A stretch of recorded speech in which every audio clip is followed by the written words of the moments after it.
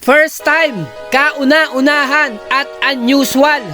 Yung tagpong naghahabol ang New Zealand Tall Blacks sa ating Gilas, Pilipinas. Kumusta po mga kasolid? Bago nga po tong first historical win ng Gilas, Pilipinas kontra po New Zealand Tall Blacks.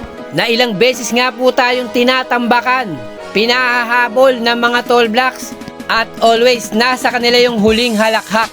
Pero itong huling laban ng New Zealand Tall Blacks at Gilas, Pilipinas, sa huling 1 minuto, na dito ko nga po nakita sa kanilang muka yung pag-aalala sa napipintungang pagkatalo sa kamay ng ating Gilas, Pilipinas, na biniligtad nga po ng Gilas, Pilipinas ang senaryo na kung dati tayo yung naghahabol, ngayon sila naman, at naramdaman nila for the first time kung paano maghabol sa ating Gilas, Pilipinas.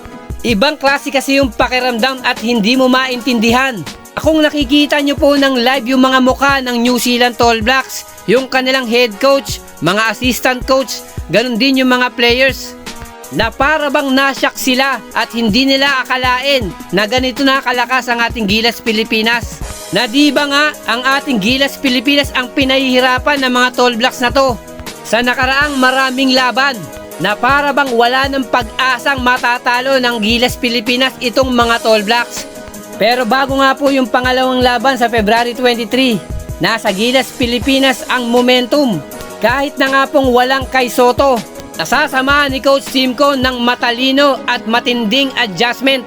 Nasa susunod nga pong paghaharap ng Gilas, Pilipinas at New Zealand Tall Blacks, let's see kung kaninong muka ang hindi maipipinta at kung mauulit ng Gilas, Pilipinas yung upset win sa pangalawang pagkakataon kontra po sa New Zealand Tall Blacks. Maraming salamat po and God bless.